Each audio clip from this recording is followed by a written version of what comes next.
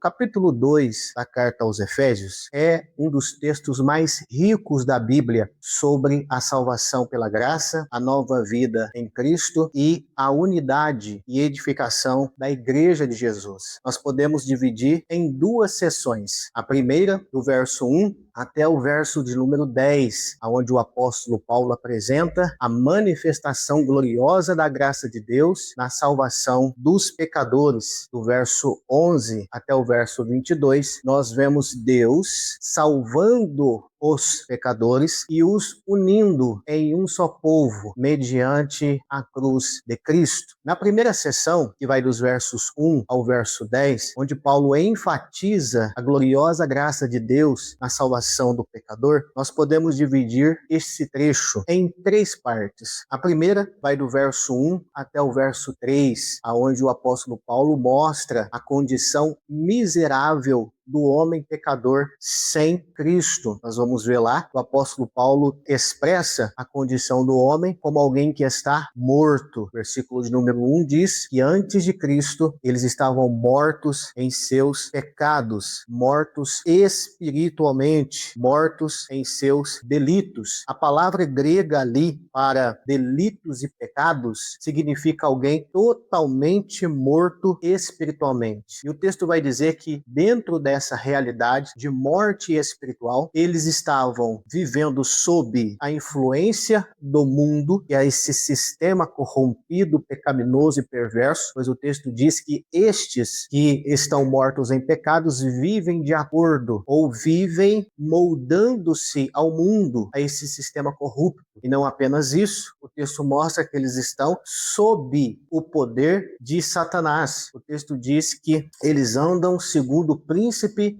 da potestade do ar, o espírito que opera nos filhos da desobediência. Paulo mostra que aqueles que estão mortos em seus pecados, eles vivem de acordo com os padrões pecaminosos e corruptos do mundo, cujos valores são completamente antagônicos aos valores do reino de Deus. E eles estão sob o príncipe que domina sobre este mundo, o Deus desse século. Eles estão debaixo do poder de Satanás. E não apenas isso, o apóstolo Paulo diz que antes da conversão, o homem sem Cristo, ele está sempre procurando e vivendo para satisfazer a vontade da carne e dos pensamentos. Paulo diz que essas três forças operam no homem que ainda não recebeu vida em Cristo Jesus. Ele vive de acordo com o mundo, ele é escravo do diabo e ele vive para a satisfação da sua natureza caída e do seu pensamento corrupto. E é por conta disso que Paulo faz uma grande declaração, que estes são filhos da ira. A expressão filhos da ira aqui demonstra que todos os homens sem Cristo, todos os pecadores, estão sob a justa ira de Deus, sob a justa condenação divina. Então esses versos 3 mostram, verso de 1 a 3 mostra para nós a condição miserável do homem. O homem carece de graça. Mas Paulo, posteriormente, ele traz a nós uma esperança. Os versos 4 até o verso 7, o apóstolo Paulo fala da grande intervenção de Deus para a salvação do pecador. Depois de Paulo demonstrar a condição miserável do pecador, morto, escravo, condenado e que vive para a satisfação dos seus desejos carnais e que está debaixo da ira de Deus, o apóstolo Paulo diz: mas Deus, que é rico em misericórdia, em seu muito amor com que nos amou. Essas expressões, rico em misericórdia, com seu muito amor com que nos amou, mostra que a iniciativa da salvação do homem parte de Deus. A salvação vem de Deus. A salvação não é fruto da obra ou do mérito humano. A iniciativa não parte do homem para Deus, parte de Deus para o homem. Deus, que é rico em misericórdia, em seu muito amor com que nos amou, estando nós mortos em pecados e ofensas, nos deu vida juntamente com Cristo. Pela graça somos salvos. Vemos aqui dois atributos de Deus: a graça e a misericórdia. A misericórdia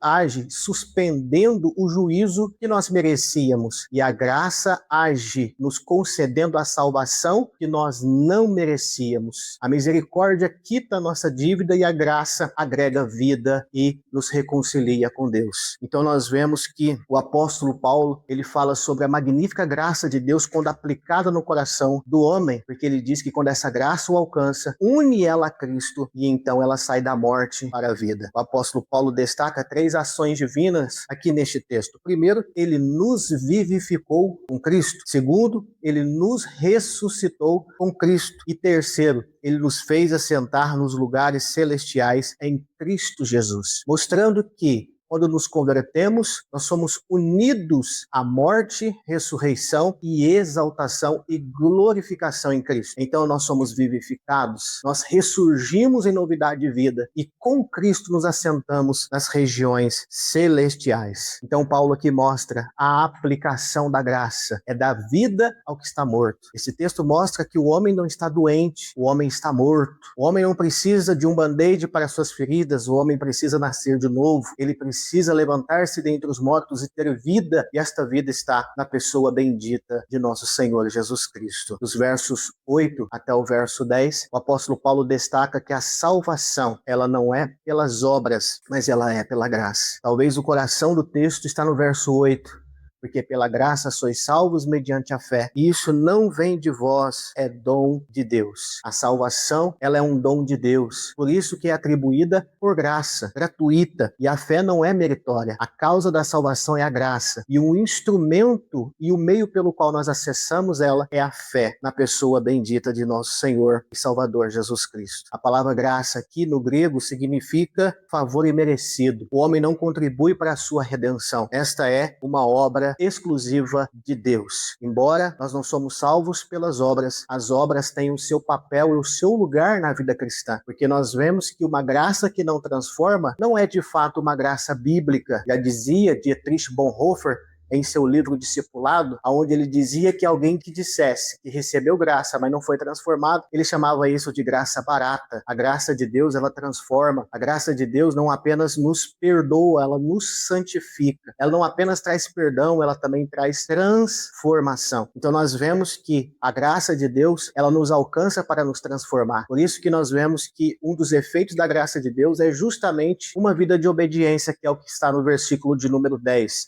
Nós não somos salvos pelas obras, mas somos salvos para as boas obras. Deus preparou uma vida de obediência para os teus filhos. Então a salvação, ela não tem como causa as nossas obras. Pelo contrário, a salvação nos conduz às boas obras. Uma frase de John Calvino, ele diz: a fé sozinha justifica, mas a fé que justifica nunca vem sozinha. Ela sempre vem acompanhada de boas obras. A segunda seção dessa carta mostra para nós, do verso 11 a 22, a reconciliação dos gentios com Deus, onde Deus, por meio de Cristo, salva gentios e judeus e os une em um só povo. Paulo lembra aos gentios a sua antiga condição. Primeiro, eles estavam sem Cristo, separados de Israel, estranhos às alianças, sem esperança e sem Deus no mundo. Essa era a condição dos irmãos de Éfeso e de qualquer outro não-judeu antes da sua conversão. Mas Paulo diz: mas agora, pelo sangue de Cristo, os que estavam longe foram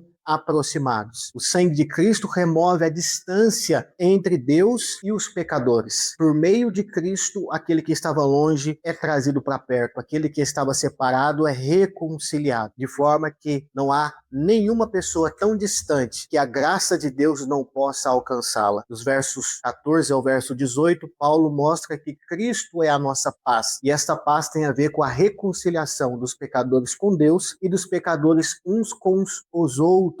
Cristo não é aquele apenas que nos traz paz. Paulo vai mostrar neste texto que ele é a própria paz. Através da sua cruz, Jesus derrubou o muro de separação existente entre judeus e gentios. Talvez Paulo estivesse pensando no muro que separava os dois átrios, onde os gentios não podiam acessar o átrio dos judeus. E ele usa essa figura para mostrar que esta separação entre judeus e gentios foi derrubada pela cruz de Cristo. E de ambos os povos, Deus fez um povo para si. E nós vemos que esse texto que fala da reconciliação, ela não apenas aponta para a reconciliação dos povos, mas também com Deus. O que mostra que a reconciliação, ela possui duas dimensões. Uma vertical, paz com Deus, e outra horizontal, paz entre os homens. O que mostra que quando Cristo ele reina no coração dos homens, ele quebra barreiras de raça, cultura e posição social, e ele faz com que todos sejam apenas um, assim como ele o é também com o Pai. Eu gosto da frase de John Stott, quando ele diz que a cruz é o fundamento da reconciliação, tanto com Deus quanto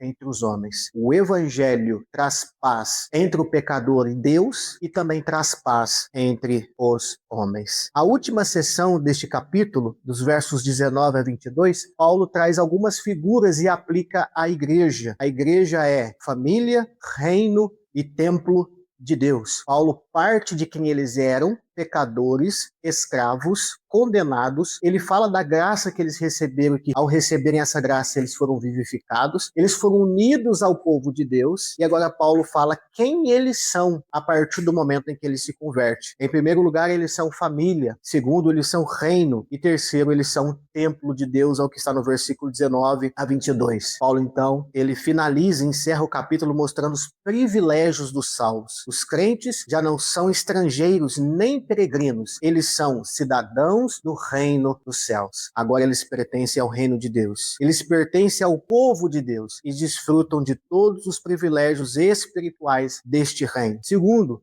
eles são membros agora da família de Deus, não apenas cidadãos do reino, mas filhos adotados na casa do Pai. Então Deus não é apenas agora o seu rei, é também o seu Pai. E templo do Senhor. A igreja é edificada, como diz o apóstolo Paulo, sobre o fundamento dos apóstolos e dos profetas, tendo Cristo como pedra angular. A expressão pedra angular traduz um termo grego que significa a pedra principal que alinhava toda a construção. Então Cristo é a pedra principal, da qual toda a construção é alinhada sob o fundamento do ensinamento doutrinário dos apóstolos e dos profetas que apontavam para Cristo. O propósito final do uso dessa figura é mostrar que a igreja é a habitação de Deus por meio do Espírito Santo. A igreja é cidadãos do reino dos céus, membros da família, a qual todos chamam e clamam a Deus como Pai, e eles são morada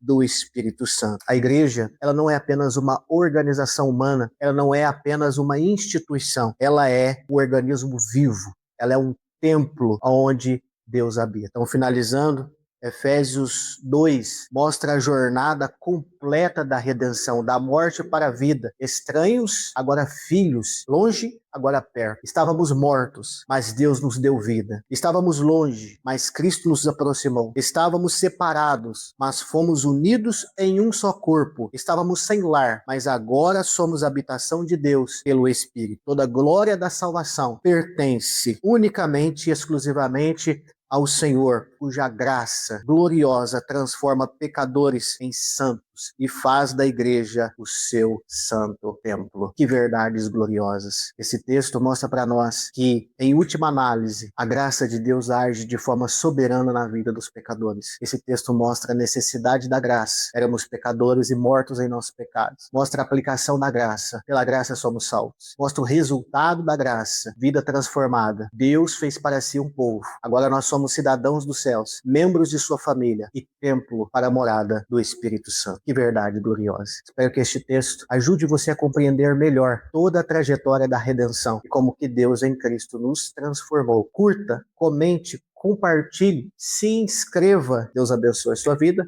Até o próximo vídeo.